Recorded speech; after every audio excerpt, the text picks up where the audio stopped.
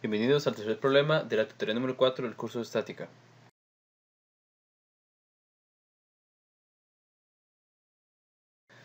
Vamos a resolver el problema 584 de la 14ª edición del Hibler de estática, que dice: las dos poleas están fijas al eje y cuando éste gira con velocidad angular constante, la potencia de la polea A se transmite a la polea B. Determine la tensión horizontal T en la correa de la polea B y las componentes X, Y y Z de las reacciones en las chumaceras de la chumacera C y el cojinete de empuje D. Si θ es igual a 45 grados, los cojinetes tienen la alineación adecuada y ejercen solamente reacciones de fuerza sobre el eje, por lo que no van a tener momentos, como igual que en el ejercicio pasado. Entonces, coloco en la figura más o menos cuáles serían las reacciones de este problema. Entonces, tenemos en C dos reacciones, por ser una chumacera, y en D de igual forma. Pero vemos que dice que es un cojinete de empuje. Eso quiere decir que, a diferencia de los cojinetes normales, sí tiene una fuerza a lo largo de su varilla que lo atraviesa. Y bueno, las tensiones que tenemos de 60 y 80, la incógnita T y la de 50 también, con el ángulo θ de 45. Por lo que inmediatamente con esos valores podemos hacer sumatoria de momentos a lo largo del eje X, que es a lo largo de este eje CD, que sería la tensión de 65 por la distancia al eje, que es simplemente el radio de esa polea, que sería 80 milímetros, que sería 80 entre 1000 para pasarlo a metros, ¿verdad? Tomando positivo los momentos que van hacia X positivo, 65 sería positivo, siguiendo la regla de la mano derecha. Luego, el de 80 va a ser negativo, el de la tensión de 80 newtons. Y de igual forma, por 80 entre 1000, ya que es la distancia al eje.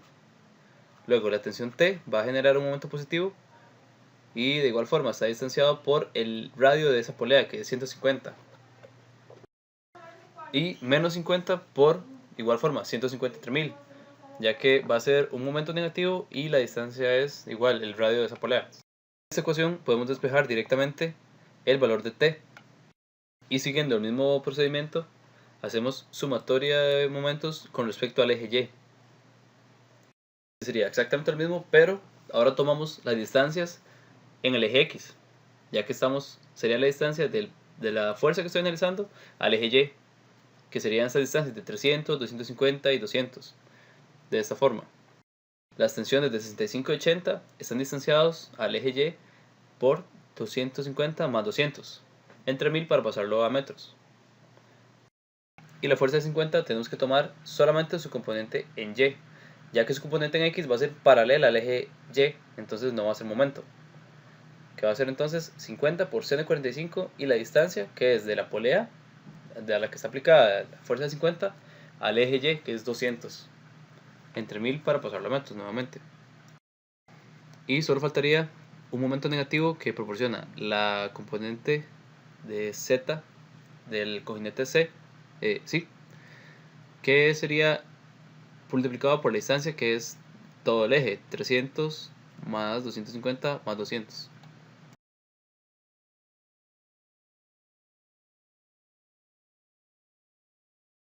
Despejamos directamente la componente Z de C, que es 77,57 newtons.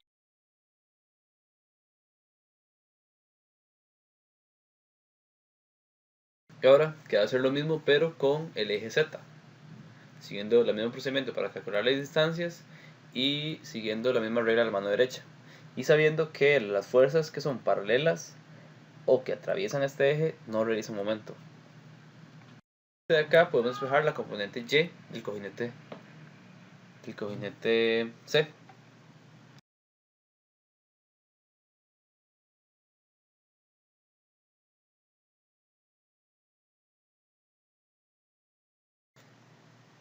Luego, como siempre, tenemos que hacer sumatoria de momentos y sumatoria de fuerzas. Hacemos exactamente lo mismo. Ahora hacemos sumatoria de fuerzas igual a 0 en X. Aquí lo que me faltó fue que Dice que C es un cojinete, bueno, un hecho macera, que es lo mismo. Y D es un cojinete pero de empuje, por lo que tiene esta fuerza de X, ya que igual va a tener una reacción a lo largo de la varilla que lo atraviesa. Entonces, simplemente en el eje X nos queda que esta fuerza de X del cojinete D es igual a 0, ya que no tenemos ninguna otra fuerza en X.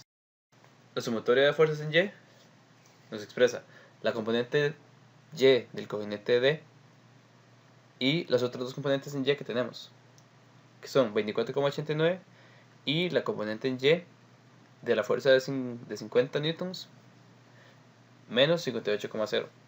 Todo es igual a 0. De acá despejamos fácilmente la componente Y de la reacción en D, que es 68,51 newton. Y de igual forma, todas las fuerzas que van en Z las sumamos con signo y las igualamos a 0. Con signo dependiendo de su dirección.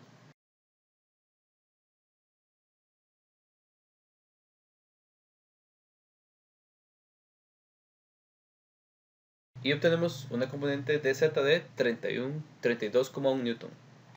Obteniendo así ya todos los resultados que nos solicita el problema. Y entonces termina esta tutoría. Muchas gracias.